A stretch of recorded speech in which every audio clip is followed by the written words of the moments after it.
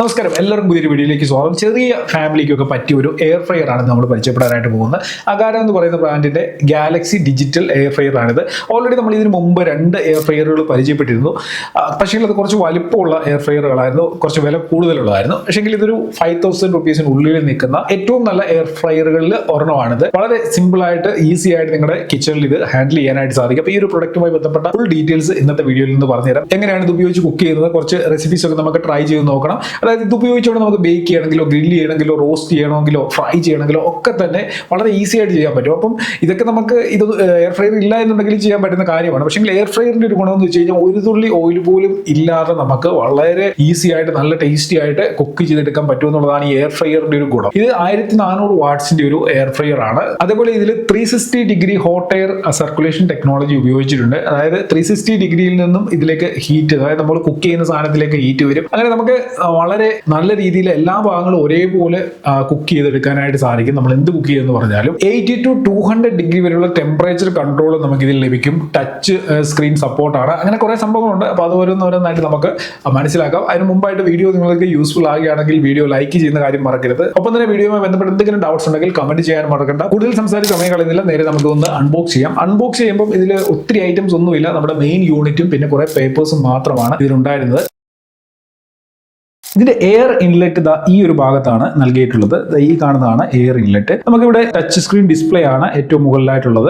Just ഈ ഒരു ബട്ടണിൽ ക്ലിക്ക് ചെയ്തുകൊണ്ട് നമുക്ക് ഡിസ്പ്ലേ ഇതേപോലെ ഓൺ ചെയ്യാനായിട്ട് സാധിക്കും. ഡിസ്പ്ലേയുടെ സെറ്റിംഗ്സ് വളരെ ഈസിയാണ്. സാധാരണ എയർ ഫ്രയറിലൊക്കെ ഉള്ളതിനേക്കാളും ഈസി ആയിട്ട് നമുക്കിത് മാനേജ് ചെയ്യാനായിട്ട് സാധിക്കും. ഇവിടെ കുറേയധികം പ്രീ സെറ്റുകൾ നൽകിയിട്ടുണ്ട്. 2, 4, 6, 8 പ്രീ സെറ്റ്സ് ഇവിടെ നൽകിയിട്ടുണ്ട്. ഈ പ്രീ സെറ്റ്സ് നമുക്ക് ഓരോന്നിൽ ക്ലിക്ക് ചെയ്ത് കഴിഞ്ഞാൽ ഇത് മാറ്റാനായിട്ട് പറ്റത്തില്ല. അതിനായിട്ട് ഇവിടെ എം എന്ന് പറഞ്ഞൊരു ബട്ടൺ കൊടുത്തിട്ടുണ്ട്. ജസ്റ്റ് ഈ എം ബട്ടണിൽ ഇങ്ങനെ പ്രസ് ചെയ്തുകൊണ്ട് നമുക്ക് ഓരോ പ്രീസെറ്റിലേക്ക് ഇതേപോലെ മൂവ് ചെയ്യാനായിട്ട് സാധിക്കുന്നതാണ്.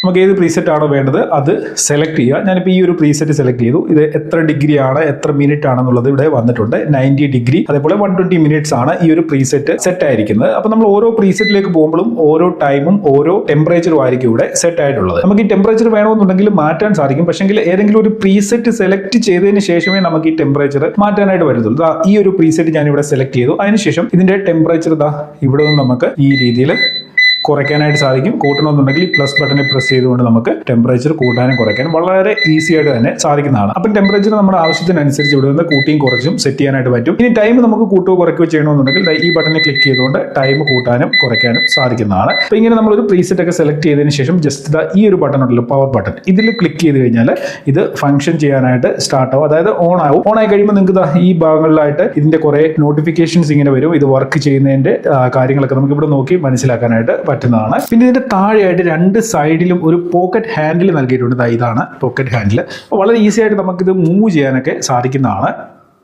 ബാക്ക് സൈഡിൽ ഈ കാണുന്നതാണ് എയർവെന്റ്. എയർവെന്റിന്റെ താഴെയായിട്ട് ഇങ്ങനെ ഒരു പ്ലാസ്റ്റിക് നീണ്ടു നിൽപ്പുണ്ട്. ഇത് എന്തിനാണെന്ന് ചോദിച്ചു കഴിഞ്ഞാൽ നമ്മൾ ഭിത്തിയുടെയൊക്കെ സൈഡിലും കാണാൻ വെച്ച് കഴിഞ്ഞാൽ ഈ എയർ വെളിയിലേക്ക് പോകാനുള്ള ഒരു സൗകര്യം, അതായത് ക്ലോസ് ആയിട്ട് വാളുമായിട്ട് ചേർന്ന് നിൽക്കാതിരിക്കാൻ വേണ്ടിയാണ് ഇങ്ങനെ ഒരു സെറ്റപ്പ് ഇവിടെ നൽകിയിരിക്കുന്നത്. ഒപ്പം 16 ആംപിയറിന്റെ പവർ പ്ലഗ് ബാക്ക് സൈഡിൽ നിന്ന് തന്നെയാണ് നൽകിയിട്ടുള്ളത്. ഇതിനിപ്പോൾ ഇതേപോലൊരു റെസിപ്പി ബുക്ക് ലഭിക്കുന്നുണ്ട്. ഒരുപാട് റെസിപ്പീസ് ഇതിൽ മെൻഷൻ ചെയ്തിട്ടുണ്ട്. നിങ്ങൾക്ക് ഇത് നോക്കിക്കൊണ്ട് പുതിയ റെസിപ്പീസ് കണ്ടുപിടിച്ച് കുക്ക് ചെയ്യാനായിട്ട് സാധിക്കുന്നതാണ്. അതിനോടൊപ്പം ഒരു യൂസർ മാനുവൽ ഉണ്ട്. ഈ യൂസർ മാനുവൽ റെഫർ ചെയ്തിട്ട് ഈ ഒരു പ്രൊഡക്റ്റ് യൂസ് ചെയ്യുന്നതുമായി ബന്ധപ്പെട്ട കൂടുതൽ കാര്യങ്ങൾ നിങ്ങൾക്ക് പഠിക്കാനായിട്ട് സാധിക്കും. ഫ്രണ്ട് സൈഡിലായിട്ട് അഗാരോയുടെ ബ്രാൻഡിംഗ് ഉണ്ട്. അതേപോലെ തന്നെ ഒരു ഹാൻഡിൽ നൽകിയിട്ടുണ്ട്.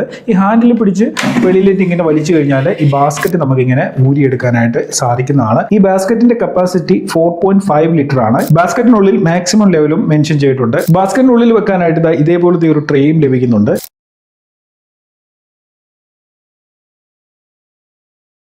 എയർ ഫ്രയറിന്റെ ഉൾഭാഗം എപ്പോഴും ക്ലീൻ ആയിട്ട് വെക്കുക. കാരണം ഇതിന്റെ ഫാനും ഫിലമെന്റും കാര്യങ്ങളും ഒക്കെ ഇതിന്റെ മുകൾ ഭാഗത്തായിട്ടാണ് നൽകിയിട്ടുള്ളത്. ഞാൻ ഓൾറെഡി പറഞ്ഞതാണ്, ഇതിന്റെ മുകൾ ഭാഗത്തായിട്ടാണ് ടച്ച് ഡിസ്പ്ലേയും കാര്യങ്ങളും ഒക്കെ നൽകിയിട്ടുള്ളത്. അതുകൊണ്ട് തന്നെ ഇതിന് മുകളിൽ ഒരു സാധനങ്ങളും വെക്കാതിരിക്കുക. പലരും ചെയ്യുന്ന ഒരു പരിപാടിയാണ് ഇങ്ങനെയൊക്കെയുള്ള എന്തെങ്കിലും ഉപകരണങ്ങൾ ഉണ്ടെങ്കിൽ അതിന് മുകളിൽ എന്തെങ്കിലും കൂടെ കയറ്റി വെക്കുന്ന ഒരു പരിപാടി. അങ്ങനെ ചെയ്യാതിരിക്കുക. അതേപോലെ തന്നെ ഇതിന്റെ ഈ സൈഡിലായിട്ടാണ് എയർ ഇൻലെറ്റും നൽകിയിട്ടുള്ളത്. അപ്പം ഇതിന് മുകളിൽ എന്തെങ്കിലും വെച്ച് കഴിഞ്ഞു കഴിഞ്ഞാൽ ഇത് പെട്ടെന്ന് കേടാകാനോ അല്ലെങ്കിൽ എയർ സർക്കുലേഷനിലൊക്കെ പ്രശ്നം ഉണ്ടാകാനുള്ള സാധ്യതയുണ്ട്. അപ്പോൾ ആ ഒരു കാര്യം ഇങ്ങനെയുള്ള എയർ ഫ്രയറുകൾ ഉപയോഗിക്കുന്ന ആളുകളൊന്ന് ശ്രദ്ധിച്ചോളുക. ഓക്കെ, ഇനി നമുക്ക് ഈ എയർ ഫ്രയറിൽ ബ്രെഡ് ഒന്ന് ടോസ്റ്റ് ചെയ്തെടുത്ത് നോക്കിയാലോ. വളരെ ഈസി ആയിട്ട് തന്നെ ചെയ്യാനായിട്ട് സാധിക്കും. ഞാൻ എയർ ഫ്രയറിന്റെ ബാസ്ക്കറ്റിൽ ഒരു 2 ബ്രെഡ് വെച്ചിട്ടുണ്ട്. അതിനുശേഷം ഗ്ലാസ് ഉപയോഗിച്ചുകൊണ്ട് ഈ ബ്രെഡിന്റെ സെൻട്രലായിട്ട് ചെറിയൊരു കുഴി പോലെ ആക്കി. കാരണം അതിലേക്ക് നമുക്ക് 2 എഗ്ഗ് പൊട്ടിച്ചൊഴിക്കണം. അപ്പം അത് വെളിയിലേക്ക് പോകാതെ അതിൽ കിടന്നോളൂ. അപ്പൊ അതിനാണ് നമ്മൾ കുഴി പോലൊക്കെ ആക്കിയിട്ട് അതിൽ 2 എഗ്ഗൊക്കെ പൊട്ടിച്ചൊഴിച്ച് കുറച്ച് ഉപ്പും മുളകും മസാലയും കാര്യങ്ങളും ഒക്കെ ആഡ് ചെയ്തു. ഇനി നമ്മൾ നേരെ ഇതെടുത്ത് എയർ ഫ്രയറിനകത്തേക്ക് വെക്കുകയാണ്. അതിനുശേഷം ടൈമും ടെമ്പറേച്ചർ ഞാൻ മാനുവലി അഡ്ജസ്റ്റ് ചെയ്ത് സെറ്റ് ചെയ്ത് ഓൺ ചെയ്യുകയാണ്. ഇനിയിപ്പം നമ്മൾ സെറ്റ് ചെയ്തിരിക്കുന്ന ടൈം അത്രയും വെയിറ്റ് ചെയ്യണം. ഓക്കെ, ഇപ്പൊ എയർ ഫ്രയർ ഓഫ് ആയിട്ടുണ്ട്. ഇനി നമുക്ക് ഒന്ന് വെളിയിൽ എടുത്ത് നോക്കാം. നോക്കിയാൽ നല്ല അടിപൊളിയായിട്ട് തന്നെ നല്ലവണ്ണം വെന്ത് നല്ല ക്രിസ്പി ആയിട്ട് തന്നെ എഗ്ഗൊക്കെ നമ്മൾ ഒഴിച്ചത് നല്ല രീതിയിൽ വെന്ത് സെറ്റ് ആയിട്ട് വന്നിട്ടുണ്ട്. ഇനി നമുക്ക് കട്ട് ചെയ്ത് സെർവ് ചെയ്യാനായിട്ട് സാധിക്കും.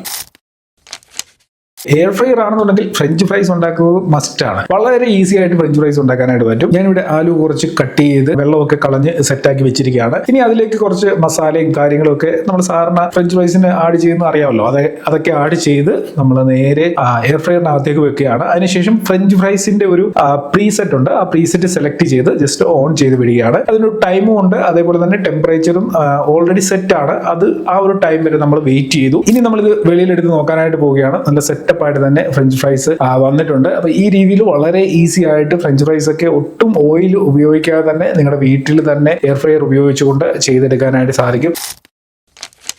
ഇനി നമുക്ക് ചിക്കൻ ഒന്ന് എയർ ഫ്രൈ ചെയ്ത് നോക്കാവേ. ഞാനിവിടെ ചെറിയ പീസുകളായിട്ട് ചിക്കൻ അരിഞ്ഞ് അതിൽ മസാലയൊക്കെ തേച്ച് സെറ്റാക്കി വെച്ചിരിക്കുകയാണ്. ഇനി നമുക്കിത് എയർ ഫ്രയറിന്റെ ബാസ്ക്കറ്റിലേക്ക് വെച്ചിട്ട് നേരെ എടുത്ത് എയർ ഫ്രയറിലേക്ക് വെക്കാം. എയർ ഫ്രയറിൽ ചിക്കൻ ഫ്രൈ ചെയ്യാനുള്ള ഒരു പ്രീസെറ്റ് ഉണ്ട്. ഞാൻ ആ പ്രീസെറ്റ് ഒക്കെ സെലക്ട് ചെയ്ത് ഓൺ ചെയ്യുകയാണ്. ഓൺ ചെയ്ത് ഏകദേശം ഒരു 20 മിനിറ്റ് വെയിറ്റ് ചെയ്ത് കഴിഞ്ഞപ്പം ചിക്കൻ നല്ല അടിപൊളിയായിട്ട് ഫ്രൈ ആയിട്ട് വന്നിട്ടുണ്ട്. ചിക്കന് ഞാൻ ഇടയ്ക്ക് കുറച്ച് ഓയിലൊക്കെ തൂത്ത് കൊടുത്തായിരുന്നു. കാരണം കുറച്ചുകൂടി ഒരു ടേസ്റ്റ് കൂടി കിട്ടാൻ വേണ്ടിയാണ് നമ്മൾ ആ ഒരു ഓയിലൊക്കെ ആഡ് ചെയ്ത് കൊടുത്തത്. എന്ന് പറഞ്ഞാൽ ഒത്തിരി ഓയിലില്ല, ചെറുതായിട്ട് ചിക്കന്റെ മുകളിലൂടെ തൂത്ത് കൊടുത്തത് മാത്രമേ ഉള്ളായിരുന്നു. അപ്പം നല്ല അടിപൊളിയായിട്ട് തന്നെ വളരെ പെട്ടെന്ന് നമുക്ക് ചിക്കൻ ഫ്രൈയും സെറ്റ് ആയിട്ട് കിട്ടിയിട്ടുണ്ട്. ഓക്കെ, അപ്പൊ നമ്മൾ ഇത് പരിചയപ്പെട്ട എയർ ഫ്രയർ എങ്ങനെ ഉണ്ടായിരുന്നു? ഞാനിത് ഉപയോഗിച്ചിടത്തോളം എനിക്ക് കംഫർട്ടബിൾ ആയിട്ട് തോന്നി. കാരണം ഇത് വളരെ ചെറുതായതുകൊണ്ട് തന്നെ നമുക്ക് ക്യാരി ചെയ്യാനും അങ്ങോട്ടും ഇങ്ങോട്ടും നീക്കി വെക്കാനും അടുക്കളയിൽ ഒത്തിരി സ്ഥലം പോകത്തില്ല. അങ്ങനെ ഒരു പ്രയോജനം എനിക്ക് ആദ്യം ഞാനിത് ഉപയോഗിച്ചപ്പോൾ എനിക്ക് ഫീൽ ചെയ്തു. കാരണം ഞാൻ ഇതിനേക്കാളും വലിയ എയർ ഫ്രയർ ആണ് വീട്ടിൽ കിച്ചണിൽ യൂസ് ചെയ്തുകൊണ്ടിരിക്കുന്നത്. അപ്പൊ അതിനേക്കാളും കുറച്ചുകൂടി കൺവീനിയന്റ് ആയിട്ട് തോന്നി. പിന്നെ ബിൽഡ് ക്വാളിറ്റിയും വലിയ കുഴപ്പമൊന്നുമില്ല. ഒരു ചെറിയ ഫാമിലിക്ക് പറ്റിയ ഒരു എയർ ഫ്രയർ ആണിത്. ബൈ ചെയ്യാനുള്ള ലിങ്ക് ഡിസ്ക്രിപ്ഷനിൽ കൊടുത്തിട്ടുണ്ട്. ആവശ്യമുള്ളവർക്ക് അവിടെ നിന്ന് ബൈ ചെയ്യാനായിട്ട് സാധിക്കും. പ്രൊഡക്റ്റുമായി റിലേറ്റഡോ അല്ലെങ്കിൽ വീഡിയോയുമായി റിലേറ്റഡ് എന്തെങ്കിലും ഡൗട്ട്സ് ഉണ്ടെങ്കിൽ ഈ വീഡിയോയുടെ താഴെ കമന്റുകളായിട്ട് അറിയിക്കുക. ചാനൽ സബ്സ്ക്രൈബ് ചെയ്യാതാണ് വീഡിയോ കണ്ടിട്ടുള്ളതെന്നുണ്ടെങ്കിൽ ചാനലിലൂടെ ഒന്ന് സബ്സ്ക്രൈബ് ചെയ്തേക്കുക. അപ്പൊ ഇന്നത്തെ വീഡിയോ ഇവിടെ നിർത്തിയാണ്. ഇതിൽ നല്ലൊരു അൺബോക്സിംഗ് റിവ്യൂ ഒക്കെ നമുക്ക് അടുത്ത വീഡിയോയിൽ കാണാം.